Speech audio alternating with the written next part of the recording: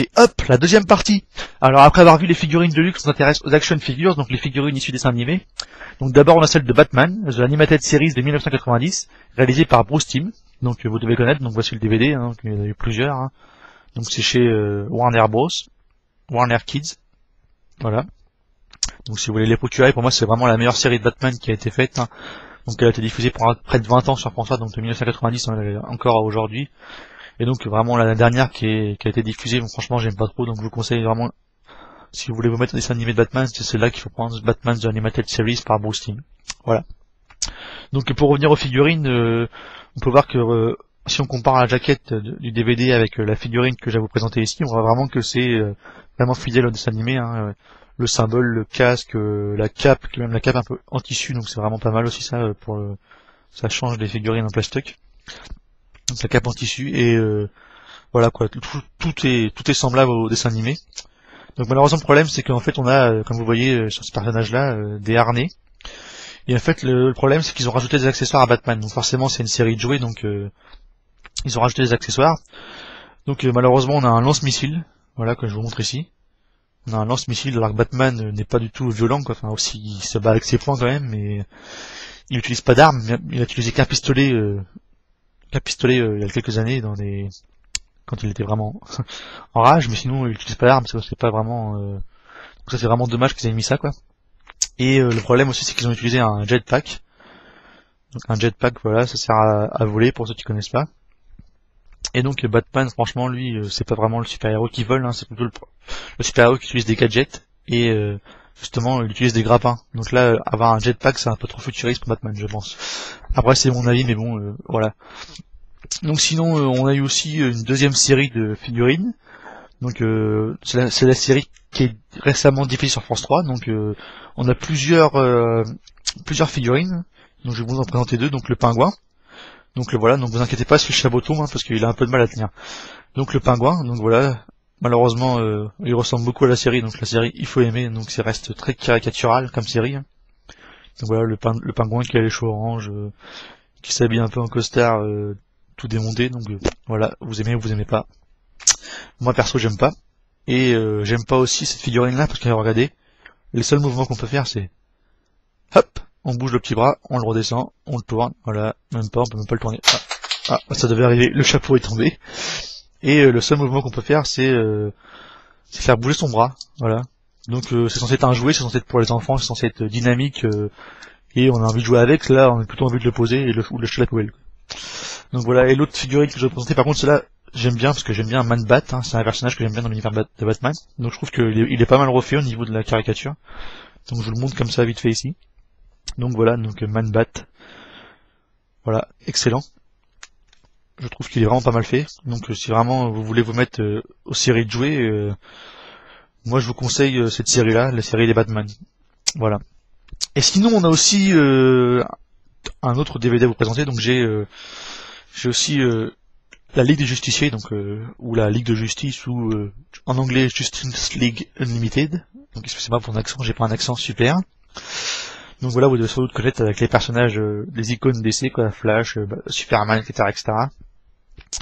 Et donc j'ai deux figurines à vous présenter. Donc il y a deux styles de figurines. Il y a Aquaman qui est ici. Donc voilà, c'est un giant et pas un hamburger, hein, bien sûr. C'est juste parce qu'il a une taille de géant. Donc voilà, franchement, il est vraiment très fidèle au dessin animé. Au niveau du dessin, c'est un peu cartoony, quoi. C'est vraiment fidèle. Mais le problème, c'est que voilà, regardez, il est vraiment très très rigide, quoi. C'est vraiment rigide au niveau des mouvements. Il peut juste tourner ça. Il fait un tour avec son corps. Voilà, les jambes ne bougent pas.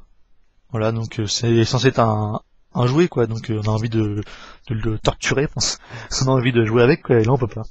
Donc vraiment dommage, mais sinon si ça peut intéresser les gens pour décorer leur salon d'avoir des grosses figurines à peu près d'une taille de bien 20 cm, 20-30 cm pour un prix pas très très cher, voilà quoi, ça peut intéresser les gens, donc voilà je vous montre un peu ça. Et sinon on a aussi des figurines en miniature, donc le Batman, voilà, encore. Donc on voit vraiment qu'il est fidèle à la série, hein, parce que bien sûr, comme on peut le voir, il a vraiment des grandes antennes, comme sur le DVD de la série. Là, il a vraiment des grandes antennes. Il a le menton allongé, donc c'est vraiment ça respecte vraiment l'univers de la série. Donc voilà. Et sinon au niveau des packaging, on avait pour Justice League Unlimited, donc c'est vraiment tout petit, c'est vraiment pas très beau, voilà. Ça ressemble à ça. Et pour le Batman, la deuxième série, ça ressemble à ça. Donc c'est beaucoup plus conséquent, mais c'est pareil, c'est pas extraordinaire. Voilà, avec bien sûr derrière le récapitulatif des figurines.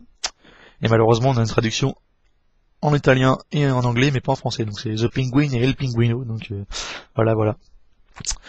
Sinon, ensuite, ah oui, donc aussi, je devais vous parler des jouets dérivés, donc qui se situent entre guillemets hors continuité. Donc j'entends par hors continuité que ce ne sont pas des purs produits issus des comics ou de la série télé, mais des produits de licence. Donc voilà.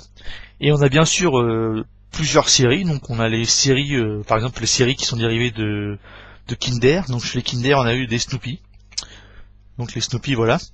Et donc les Snoopy, c'est un comics, un comic strip notamment. Donc je vous reparlerai sans doute dans une autre émission. Je ferai sans doute une émission spéciale sur les comic strips. Donc si ça vous intéresse, la loupez pas. Voilà. Sinon on a aussi eu Quick. Donc Quick, on parlait de Giant tout à l'heure, donc ça tombe bien. On a eu Quick et donc Quick on a eu à peu près une vingtaine de personnages issus des univers de Batman, Superman et Wonder Woman, donc la Trinité DC, qui sont de figurines qui sont pas non plus très très bonne qualité, mais qui sont assez fidèles aux séries. Donc voilà quoi, il n'y a pas d'accessoires, on reprend exactement les codes, les costumes. Donc voilà, on a la très sexy Wonder Woman, donc bien sûr un style cartoony, hein, c'est pas réaliste. On a Superman, qui a un peu une tête décoincée là, mais bon, sinon au niveau du costume et tout ça, c'est bien fait. On a Robin, que je trouve assez ressemblant à l'univers du dessin animé des Teen Titans. Donc voilà. On a aussi le Joker. Donc lui par contre, je trouve qu'au niveau de la tête, c'est le Joker qu'on retrouve dans Batman The Animated Series. Donc voilà, pour moi ça ressemble plutôt à ça. Donc bien sûr, ils sont articulés et tout, hein, c'est du quick, mais c'est pas mal. Et pour finir, bien sûr, le pingouin qui a vraiment le style qu'il devrait avoir, le style d'un aristocrate et pas l'escroqué comme tout à l'heure. Donc voilà. Et enfin, pour finir, on a ensuite les Batman de chez Mattel, donc complètement ratés avec des armures, des gadgets futuristes qui dénaturent l'essence du personnage, vraiment à côté de la plaque, quoi. Donc je vous les montre. On a celui-là, donc voilà. Donc comment dire, bah c'est moche. Ça se rapproche plus on dirait pratiquement l'armure de War Machine dans Iron Man que l'univers de Batman, quoi. Là c'est un Batman, voilà, je sais pas d'où il sort, mais il sort pas de l'univers de chez DC, quoi. On a aussi celui-là aussi qui est bien moche, là, comme avec un gros bazooka. Donc voilà. Donc là un peu le Batman c'est un peu du n'importe quoi, Franchement, c'est vraiment pas très beau.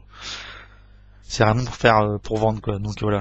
C'est pareil, les packaging sont très ressemblants au packaging des séries originales, quoi, mais c'est pareil, c'est vraiment pas très beau. Donc je vais vous montrer quand même, hein, ça donne ça. Voilà, donc c'est Batman série de luxe, hein, c'est vraiment pour faire genre figurine de luxe, bien sûr. Voilà, mais en fait non, pas du tout, c'est plus un jouet, voilà, qu'une figurine de luxe. Et donc sinon pour finir, on a aussi les horreurs de la licence. Donc les horreurs suprêmes. Donc on a bien sûr le Joker mécanique, voilà. Donc c'est très moche, quoi. On voit pas trop ce que ça fait dans l'univers de Batman, mais bon, si on a un Batman qui pourrait se trouver dans les années 2099, un peu l'univers comme dans l'univers Marvel, bah pourquoi pas, mais bon, voilà quoi, ça. Puis voilà, le seul truc qu'il fait, c'est voilà.